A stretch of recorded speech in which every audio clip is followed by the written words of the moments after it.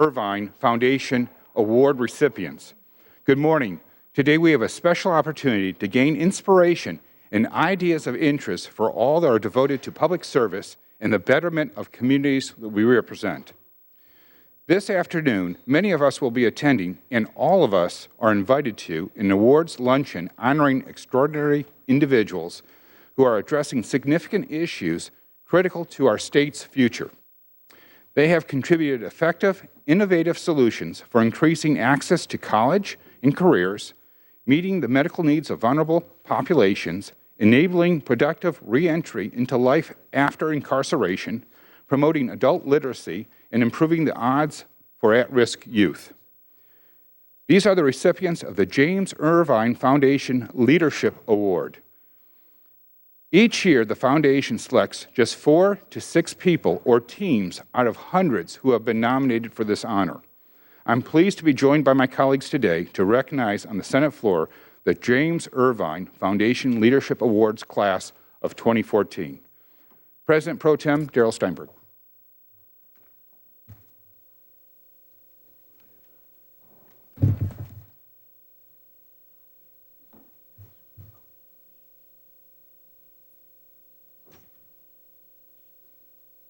Ellen?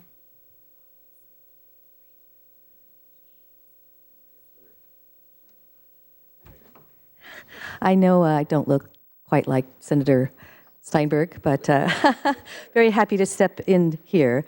I am very pleased to honor and introduce, it's my distinct honor and pleasure to introduce some of the honorees this morning.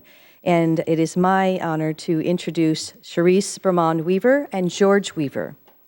They have an organization named the Brotherhood Crusade, which was founded in 1968 by CEO Charisse Brahman Weaver's father.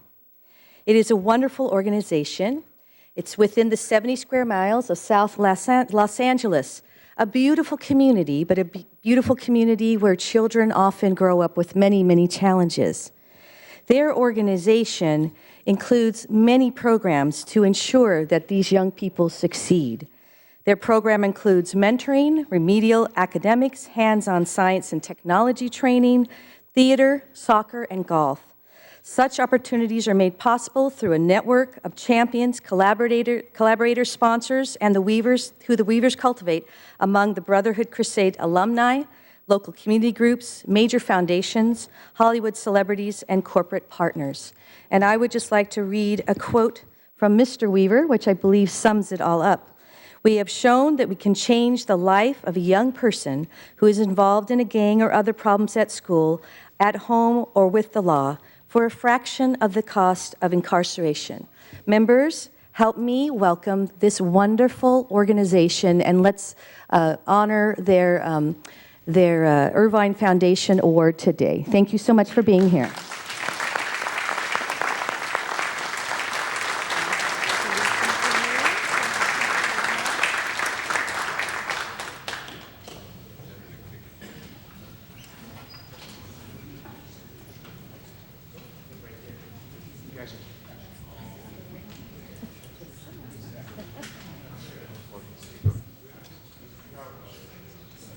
Here we go. Thank you.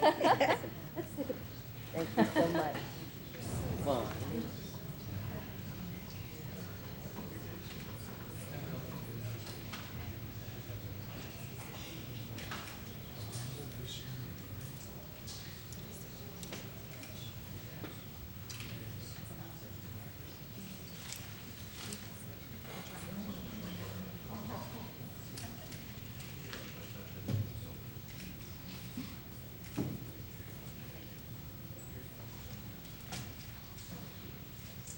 Colleagues, I have the distinct privilege to have an opportunity to present Mari Riddle to each and every one of you.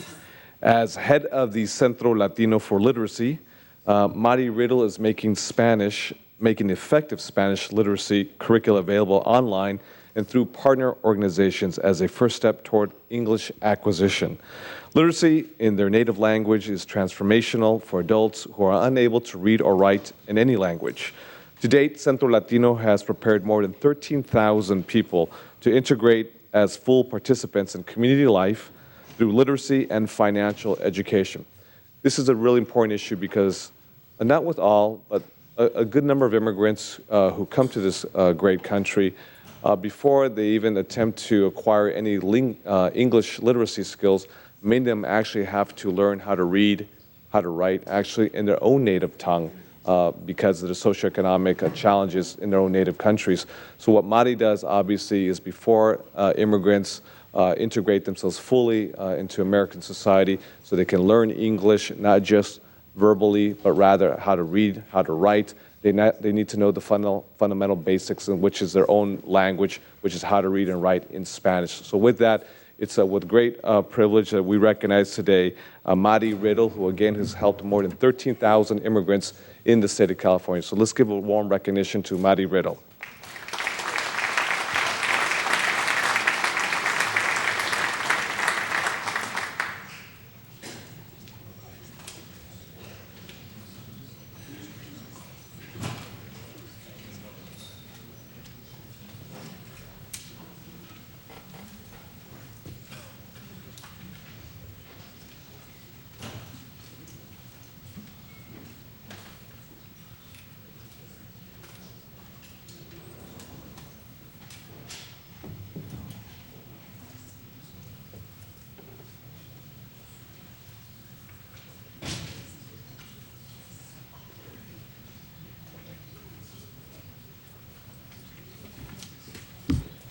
Colleagues, it is my great pleasure to introduce the next two leadership awardees who are also very dear friends of mine. So it is a real privilege to introduce to you Dr.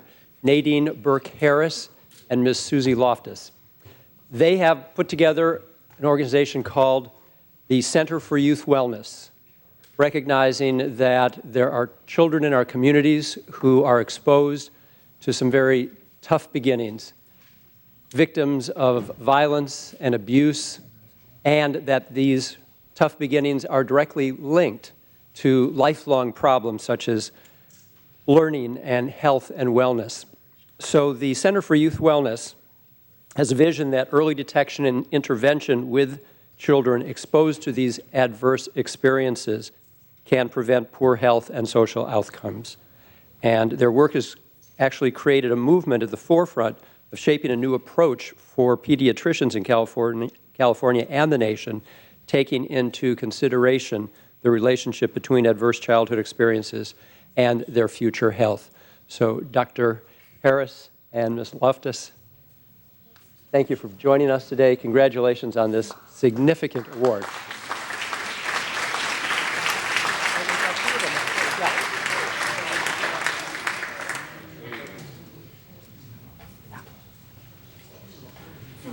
Yeah.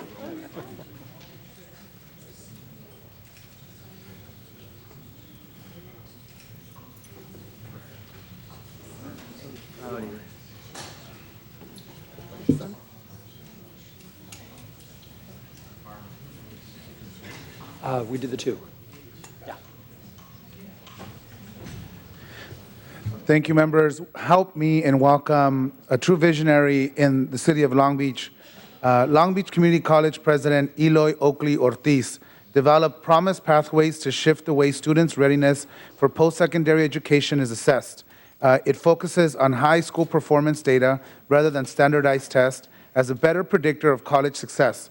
The approach is working. Promise Pathways has tripled the number of students who have completed college-level math and nearly quadrupled the number who have completed English in their first year. Help me in congratulating.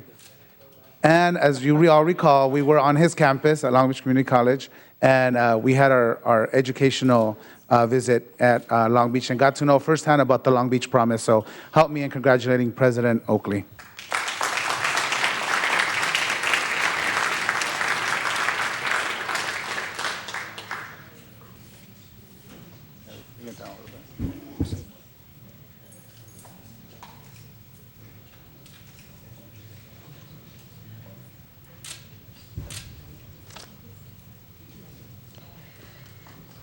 Mr. President, members, as the Vice Chair of the Women's Caucus, the Legislative Women's Caucus, it gives me great pleasure to shine a spotlight on the work of Susan Burton,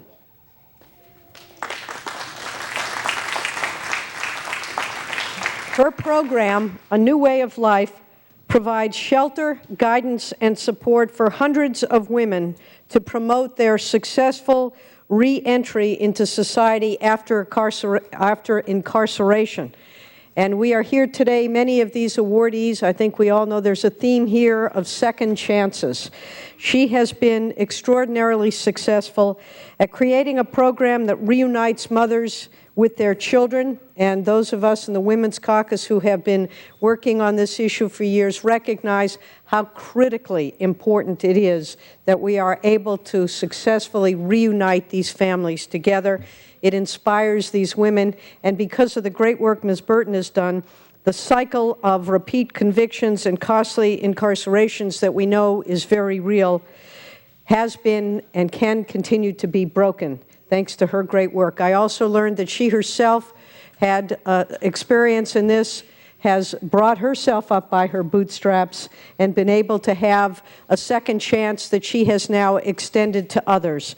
This program has a 70% success rate, and I hope the governor is listening. That's 70% success rate for keeping its participants out of prison, while we know the state of California as a whole has a 70% recidivism rate.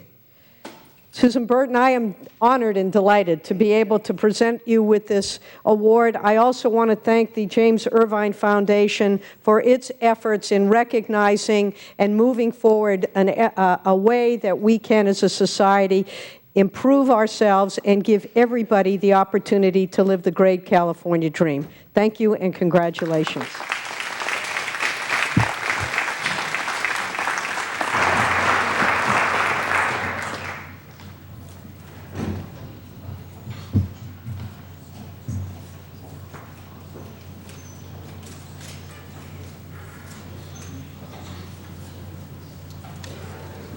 Yep, one more.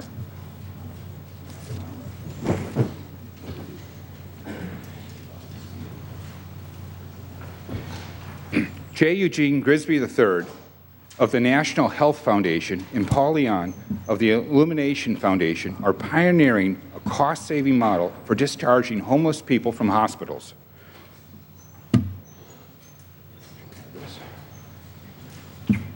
Their recuperative care centers allow homeless patients to recover in safe, clean environments staffed by caregivers and volunteers, instead of being discharged to the streets or extending their expensive health stays in emergency rooms at hospitals that's longer than medically necessary.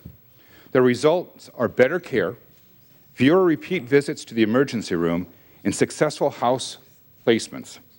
Since 2010, having a tough time, recuperative care centers have helped save hospitals $12.5 million. But more importantly, it saved lives and helped the community.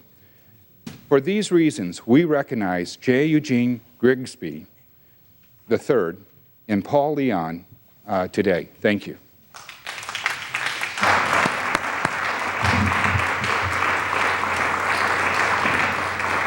I believe Senator Correa wants to add a few words on this. I'd like to invite other senators to hop in the photo if they wish to. I don't. Thank you, Mr. Pro Tem. I wanted to rise and congratulate all the awardees today, but also wanted to accent the Illumination Foundation being led by Mr. Paul Leon. I knew Paul when he worked with the County of Orange when I was in the county supervisor. He was then a county nurse, broke off, started a nonprofit private foundation to house the homeless. Today, he houses 4,000 homeless folks, 1,400 families, a lot of those with challenges of mental illness, substance abuse, and chronic homelessness. And if the governor is listening, also, I'd like him to look at this Orange County model that's actually working very well, being very cost-effective, and now is moving to LA County for services for all those chronically homeless and homeless families. Congratulations to all of you.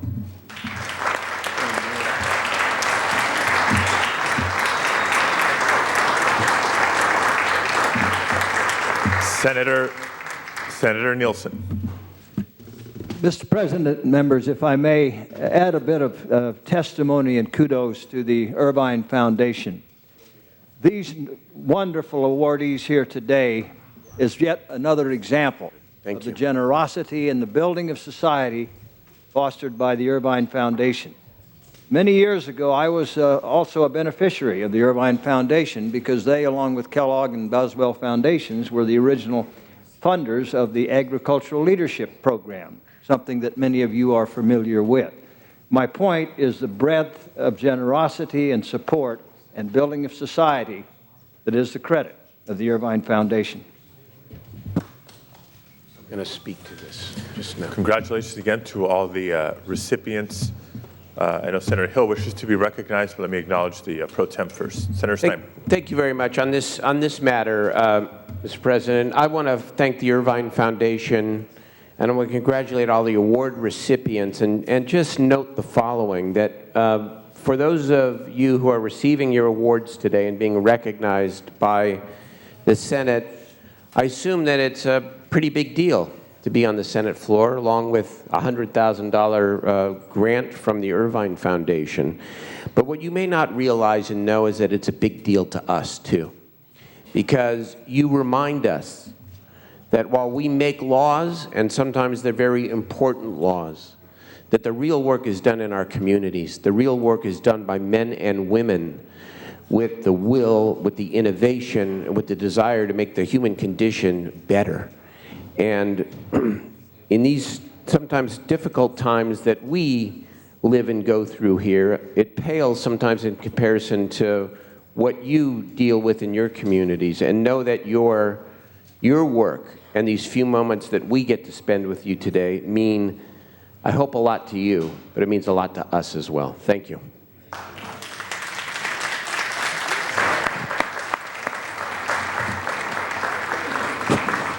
Still under privileges of the floor, Senator Hill. Thank you, Mr. President. And in light of President Steinberg's comments, I would like to introduce that next generation that will be making the changes throughout this country. And so please, members, welcome the 4th grade class from St. Francis Elementary School right here in Sacramento and their teacher, Dan Reynoso, who are joining us in the gallery today. President.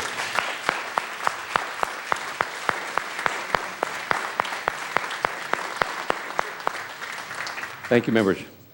Thank you. I think one of them is looking at your desk specifically. So, other requests under privileges.